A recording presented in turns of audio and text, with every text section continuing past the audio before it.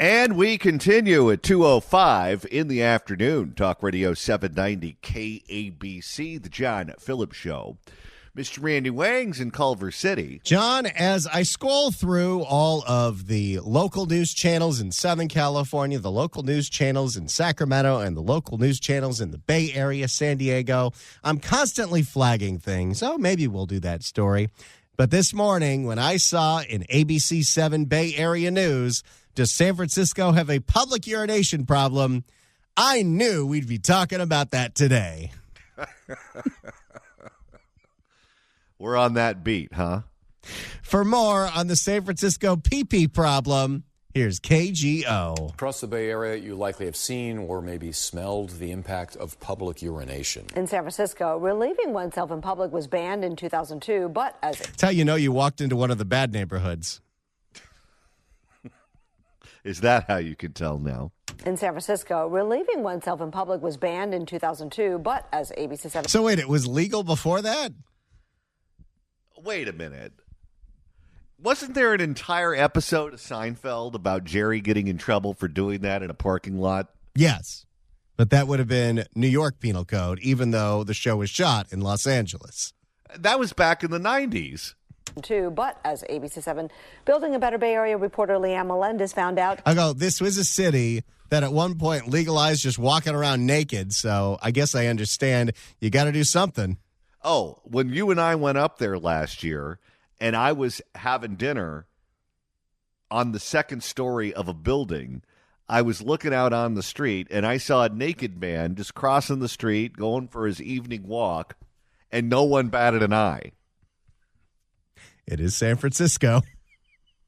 Building a Better Bay Area reporter Leanne Melendez found out, despite the ban, there's some serious problems. And Leanne is here with a closer look. You get all the best Not stories. that close, Yeah. if you know what I mean. It was one of those assignments, Yeah. you were going to say, right? Yeah. Hey, Leanne, sometimes we have you cover homelessness. Sometimes we have you cover crime.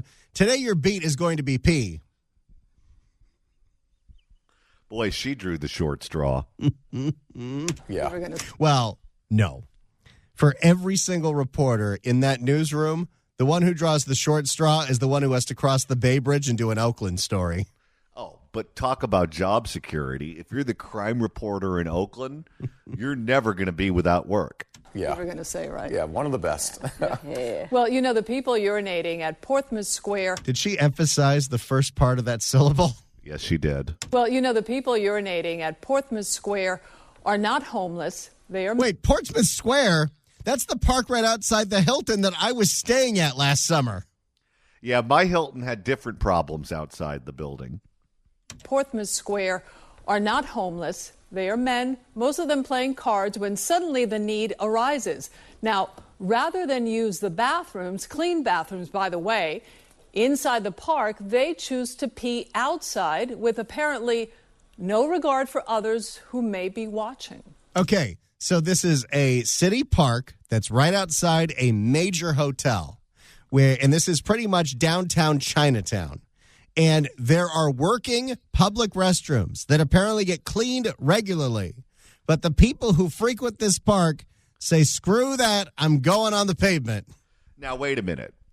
I know there are some games, like Baccarat, where you play it and you only use the deck of cards once and then you throw it out. Because you can bend the cards, you can twist the cards, you can touch the cards, you can do whatever you want to the cards. They get rid of the deck after one deck of Baccarat. But if you're playing Crazy Eights, or you're playing some card game where you reuse the deck, do you want to touch those cards after someone just relieved themselves in the park and didn't wash their hands? And then they say, all right, boys, deal me back in. If you've ever seen the crowd that frequents this park, hygiene is not on their mind. The stench in this section of Portsmouth Square is intolerable and offensive. I had to wander around this park for a while to find a patch of grass where I could take my dogs out so they could go. I didn't know that the people could go there, too. So gross. Years of public urination have left their mark on this now corroded pole. That's some acidic stuff. What are they consuming? Are they drinking motor oil? When we looked below, we discovered the source of the foul smell. Men urinating in a barren space of the park home to dozens of rat burrows. This is not... Again, there are working public restrooms at this park. Okay, I can solve this problem very easily. You want to know my solution? What's that? They need to invite a woman to play cards with them. You put one woman in that group, and she sees what they're doing to that pole, and she will shame them into doing it in the right place. Problem solved. This is not a designated pissoir, those French public outdoor bathrooms. Wait, that's a thing? It's France. Pissoir, those French public outdoor bathrooms. In fact, Portsmouth Square has bathrooms opened to the public only a few feet away and maintained by recreation and park crews. There is no semblance of... There's also a massive hotel that has plenty of bathrooms. You go right in there. It seems like this is the preference. This is not because there's nowhere to go in San Francisco. They prefer this. There is no semblance of privacy here or shame. There is so much acute... These guys are constantly marking each other's territory. This is my corner. You think that they cheated cards? I'd bet they do. There is so much accumulated urine that on one corner, there is moss growing on the top. Oh, my. Oh. I might be booking a different part of the city the next time I go up there. Yeah, no kidding. My hotel's looking better and better, isn't it? I'm not going to that one either. I think they have a curio collection Hilton on the west side of San Francisco. I think they shut mine down for the problems outside of it.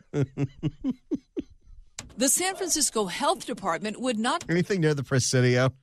Downtown is, this is what you get. Now, wait a minute. The health department is involved in all of this? Yes. Imagine if we had this problem down here and we put Barbara Ferreira on the case.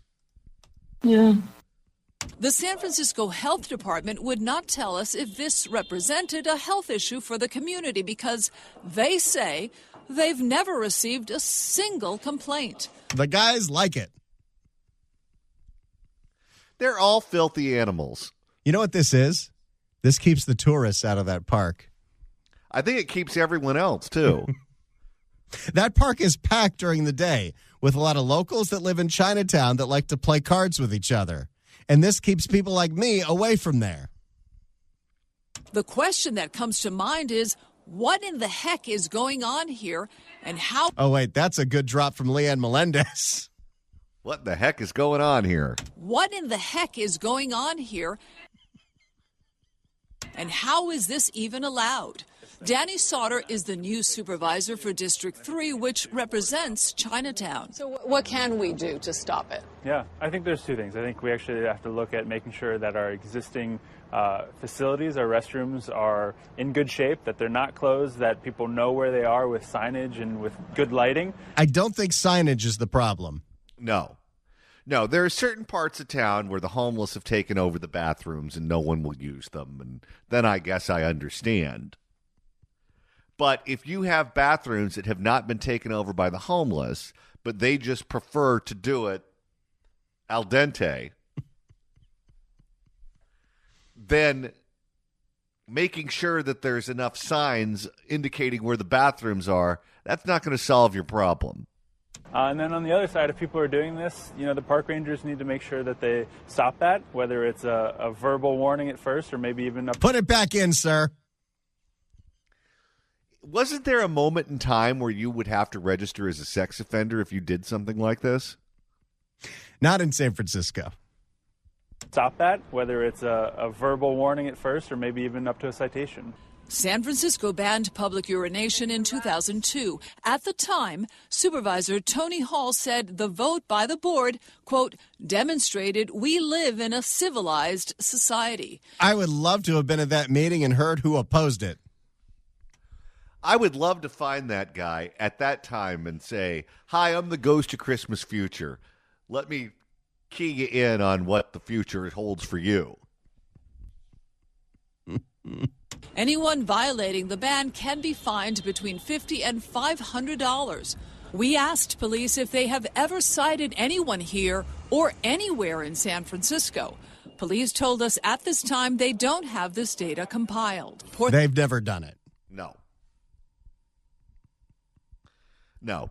They avoid that park like everyone else. Portsmouth Square is run by Rec and Park. That department issued a statement reminding us that the square has, quote, some of the best maintained and most heavily used restrooms in our entire park system. And apparently it doesn't matter. Yeah, that's why they look so clean. No one uses them. So why pee outside?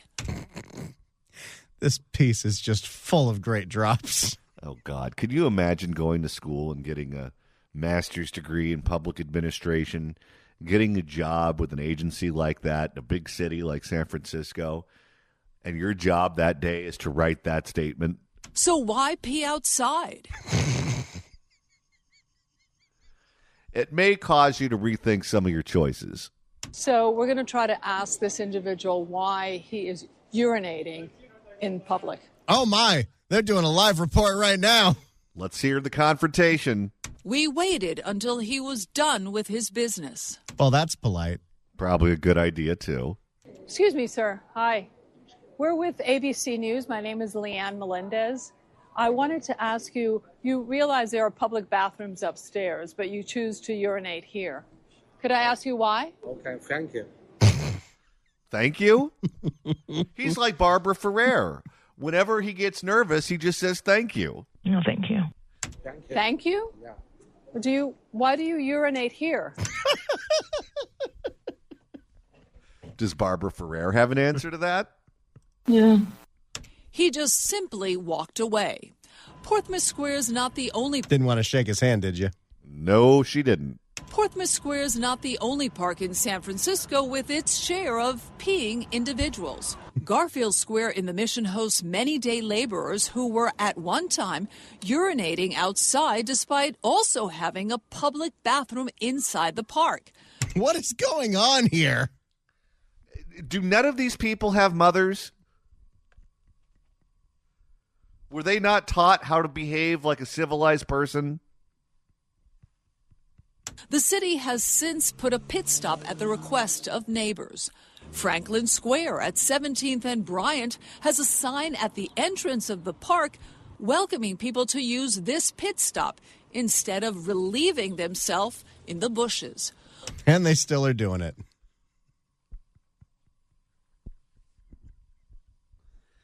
Good luck getting them to stop. But nowhere was outdoor peeing so common than at Dolores Park, also in the Mission. People often traded in the use of the bathrooms for these bushes, while surrounded by the comfort of nature. That's an interesting way of explaining their rationale. Until the park's renovation included a French invention. That's where we met Harris Lozer. It was here at the top of the hill that we engaged in an amicable conversation about the park's beloved pissoir. We actually have one of those in San Francisco. Apparently so. I didn't realize that, they lost a lot of business when it came to tourism for conventions. But now what San Francisco is really banking on is tourism. The French Connection? I come here during the week to read, and it's a world-class spot. It's great to be able to relieve oneself. Dolores. So this guy thinks of the experience that people have at a baseball stadium and wants that every single day outdoors. And he specifically attends that park because that's where he can do it legally. Dolores Park has bathrooms on each side of the park, but at times not convenient for those enjoying the park at the top of the hill. Why walk all the way over to the bathroom and do this in private when I can just go right here? Just in case you're ever wondering why it's so common for crazy people to win elections up there, this is the electorate. I think the next time I go up there, I'm going to bring old shoes. I'll bring a bottle. A pissoir increases the capacity. It takes the pressure off the bathrooms. Took the pressure off of you. No kidding. Which are used largely by females and people who have to do number two.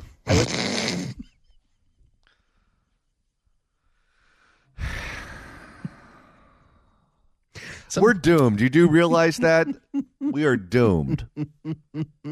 I wish there were more because sometimes a line will form and it can be harder to do it efficiently when there's a line behind you. The city has plans to renovate Portsmouth Square starting as early as fall 2025. Rec and Park told us the plans include additional restrooms in the renovated clubhouse. And they still won't get used. Of course not. But if you build them, will they use them? She very smartly didn't say the other thing. Yes, she did. So we discovered that people have complained to 311 despite what the health department told us. Now, last year, there were over 150 human waste and urine complaints across the city, including 2 for Portsmouth Square. So I'm at a loss for words here. I think we all are. I know. What police told me is that they're going to go around there, the patrol, maybe cite people. Yeah, I mean, they're supposed to cite people. That's the only real leverage. You think the problem is... You better have a waterproof ticket.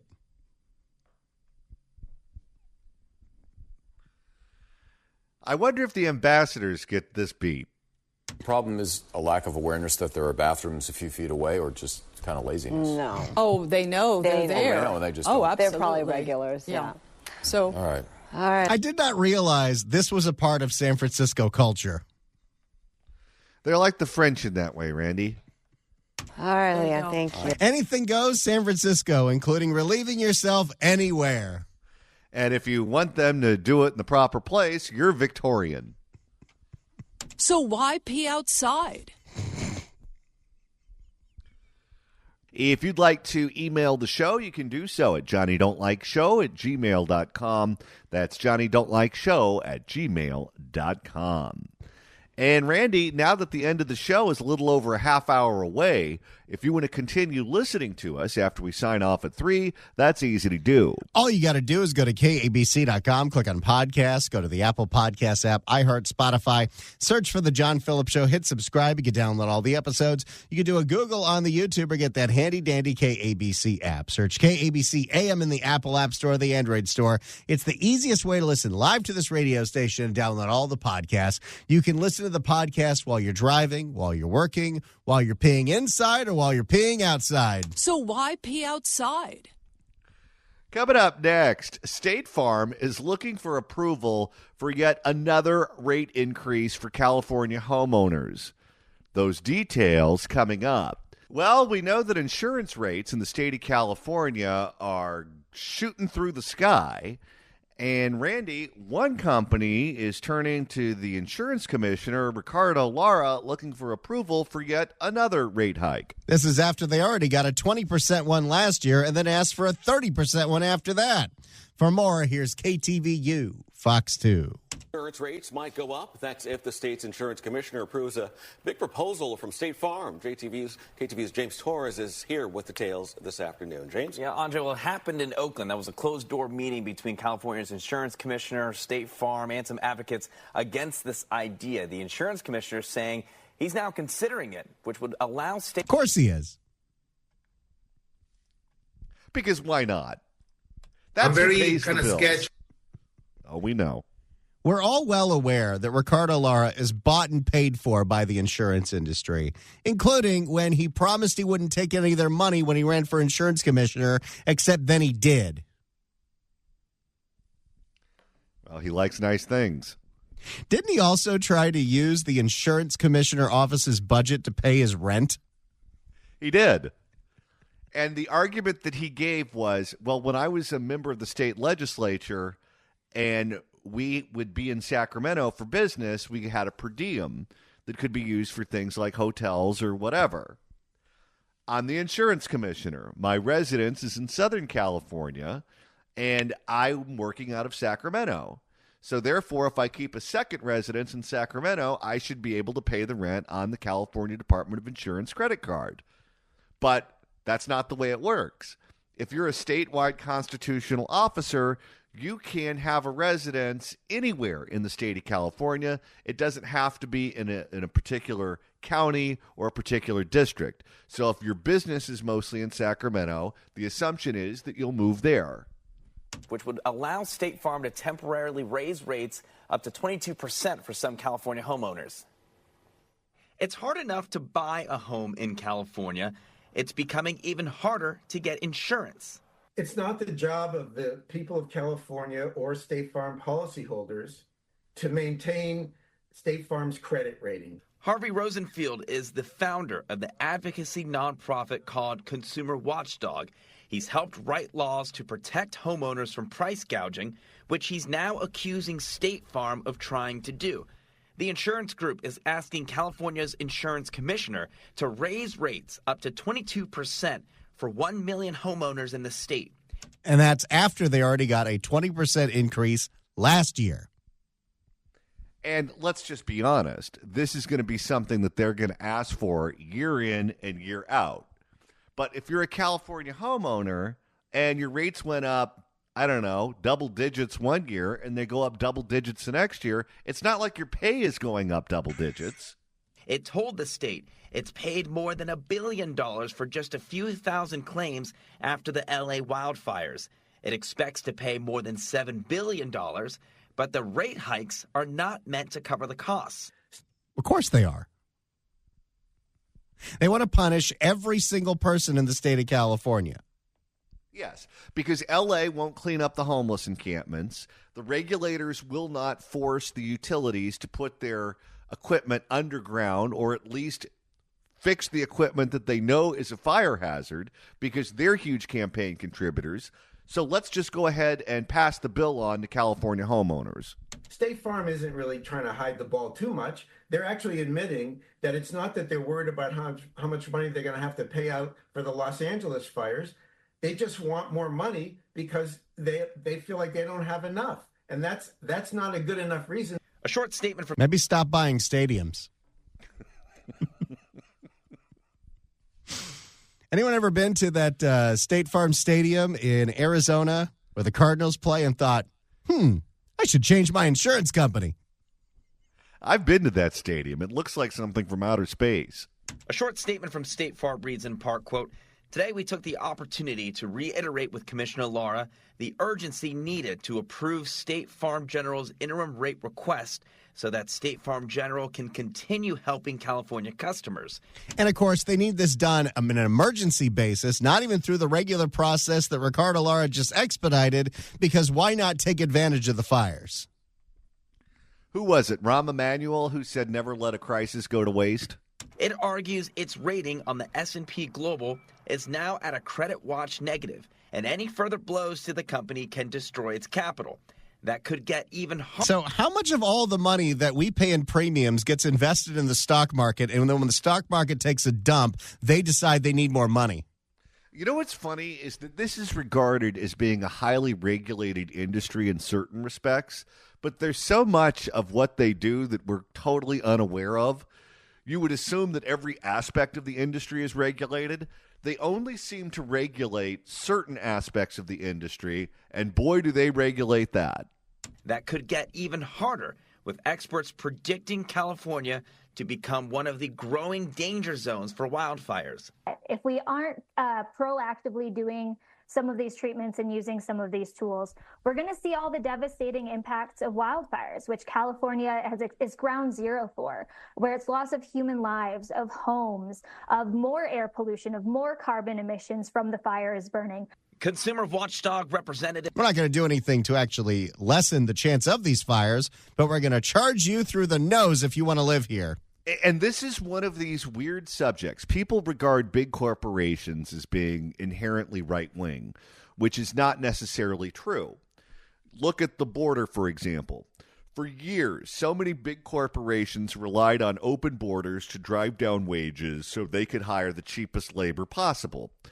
the position of big corporations was no different than the position of the ACLU or any number of left-wing groups.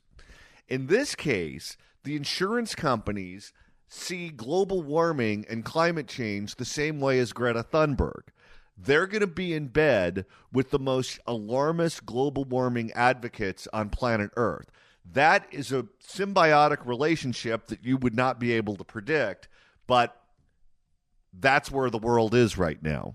Consumer watchdog representatives sat in on the closed-door meeting with the commissioner and State Farm, arguing allowing the rate increase would set a bad precedent. It's not about their losses that they're going to have to pay out in claims. It's more about maintaining their credit rating so that they could then, so that banks would then accept a State Farm policy as collateral when you need insurance to show your bank for a mortgage. Commissioner Lara says he'll make a decision within the next 2 weeks. And if those rate hikes are approved, it could take effect as early as May, Andre. All right, James Torres reporting for us. James, thank you. Well, make sure you save at least an extra $1,000 this year. I'm telling you, this won't be the end of it. They're going to try to ding us year after year after year after year, and they have an insurance commissioner until he terms out in 2026 who's going to give them virtually everything they want. If you'd like to email the show, you can do so at johnnydon'tlikeshow@gmail.com. That's johnnydon'tlikeshow@gmail.com. And Randy, you're monitoring the mailbag. I really love this audience, and I appreciate the creativity. But so far, every suggestion that has come into the mailbag of what drops I should combine this drop with So why pee outside? are things I cannot play on the air. Yeah, that's probably for the best. One of them's really good, too. I just peeked at the mailbag just for a second, and everything I saw was filthy. That's how you know it's a good day on the John Phillips Show. That's true. One of the big scandals that took place, many years ago now, was in the city of Bell, where you had a council, you had a city manager. Remember him? Fatso Ratso Rizzo. Robert Rizzo, who got his city council to authorize an $800,000 a year paycheck for him. And they basically just robbed those cities blind. It wasn't just Bell. Other cities, particularly off the 710 freeway, Vernon was another one, had a lot of problems with ethics. And after the district attorney at the time, Steve Cooley, started turning over stones and seeing what was underneath them, many of them went to jail, and many new careers in local politics began as a result. Well, Randy, another one of those cities along the 710 freeway is now in the spotlight. It's time to go to Huntington Park, which is the exact opposite of Huntington Beach in every single way. But both named after the railroad man. For more, here's Ed Laskos. In Operation Dirty Pond, as it's being called, it strikes fast and at the very top of City Hall from the mayor all the way down. Yeah, usually when it's these small cities, everybody's involved. Because no one blows the whistle. Everyone looks the other way because they're all enjoying the spoils. Well, apparently this one is related to a whole bunch of money that Huntington Park was supposed to spend to build a pool. That money got spent, and there's no pool. City Hall, Huntington Park, raided, sealed off with yellow crime tape. It is the target of Operation Dirty Pond. Heads are going to roll, and a lot of people are going to be really put into some serious problems. They all should find lawyers right away. I mean, big-time city officials here. Big-time city officials from the city. Ed is so good at getting the person he's interviewing to say exactly what he says to them. Well, I'm sure when he's looking for a man on the street, he can size him up real fast. He's a pro. Right away. I mean, big-time city officials here. Big-time city officials from the city manager all the way down to the shot caller. The shot caller, she says, and his lieutenants. That is, investigators execute search warrants here at City Hall, carrying out boxes loaded with would-be evidence, seizing paperwork and electronic equipment like computers, tablets, and cell phones, anything. It's like the Shanghai raid. Yeah, no kidding. What did they not take?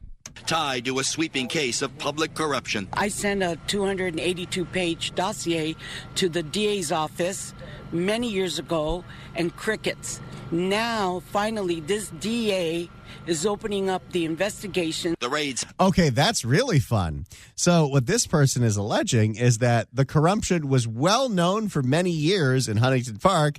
The former DA didn't give a crap. Quite frankly. Now Hochman's in, and Hochman's going after him. The former DA is from that part of L.A. County. Isn't he from Cudahy? That's correct. That's where he was born, and he talks about his rough times in Cudahy as some of the formative things that made him the man he was. Is opening up. I think he had to go to the Army because he was a vagrant. Is that so? I listened to too many podcasts of that guy. Is opening up the investigation. The raids hit several other locations right through the city, even including the home of the mayor herself, Karina Marcias, and other current and former city officials. Now, when this is L.A. prosecutors and not the feds, do they also have to make sure that you get dressed in front of them so you don't try to sneak anything out in the bra the way they did to Shangy? That may have been a Shang special. And other current and former city officials all raided anybody possibly connected to millions of dollars of public funding set for the construction of an aquatic center here at Salt Lake Park. That was back in 2022. Look around since then. Do you see a pool here? You won't see any of the money either. You know there are projects like this all throughout the county, all throughout the state, and they figure nobody's looking. Let's go ahead and funnel away a bunch of money that was supposed to be meant for a pool. I'm sure this was some state grant or federal grant that was completely robbed. Well, you know how they get caught on these things. And I'm not alleging that the woman who was the whistleblower here was in on it and then got cut out of the deal. But typically what happens is someone gets greedy and they cut someone out of the deal, and to get back at them, what they do is they go blow the whistle to the authorities. There's an estimated $14 million, give or take, that has been expended by the city, and that from those... Wait, the estimate was it was going to take $14 million to build a pool? Apparently they had a policy from State Farm. And that from those funds... the city has only, or the residents of the city have only received an empty lot. Reason enough, not just for the DA's search warrants. What if they spray a little water on it, like a little hose? Does that count? How much would it cost the town to have a slip and slide? Reason enough, not just for the DA's search warrants, but now growing calls for a state investigation. Oh, that's not going to happen. No. Bonta, are you kidding me? The feds cut him out of the investigation in Oakland because he was compromised, according to local papers. You're not going to see Bonta doing a whole lot on local corruption because anything could be tied to him in any way. To blow the city's corruption ring wide open. To have a forensic audit of the city, of current and past contracts. Because this one could just be the tip of the iceberg. Absolutely. This is just the tip of the iceberg. Hey, Shane, can you help us out here? Shang with the assist. Could just be the tip of the iceberg. Absolutely. This is just the tip of the iceberg. There's many, many more. And that's totally true. This is never just a first time. There have probably been several contracts that have been siphoned away by these local elected officials that nobody has the resources to pay attention to. There are 88 cities in the county of Los Angeles. We can't pay attention to all of them. If this is what they did with the money that was supposed to go to the pool, what do you think they did with the money that was supposed to go to the monkey bars? I bet you they all went on one of them Kathy Lee cruises. Now live, he is talking about city contracts that he claims city council members awarded without going to the lowest bidder. As for the city itself, it is out with a statement this late hour. And we see that everywhere. Didn't we just see with LASA, Dr. Valicia Adams-Kello, who makes $400,000 a year, sign a $2 million contract to her husband's nonprofit? Little home cooking. As for the city itself, it is out with a statement this late hour saying that it will cooperate fully with the DA's investigation and saying it remains committed, dedicated to resolving this matter promptly and transparently. For now, we are live Huntington Park. Back to the west side we go. We'll be following this story because Nathan Hochman means business, and any corrupt public officials better start getting their affairs in order. And the kids in Huntington Park don't need a snorkel.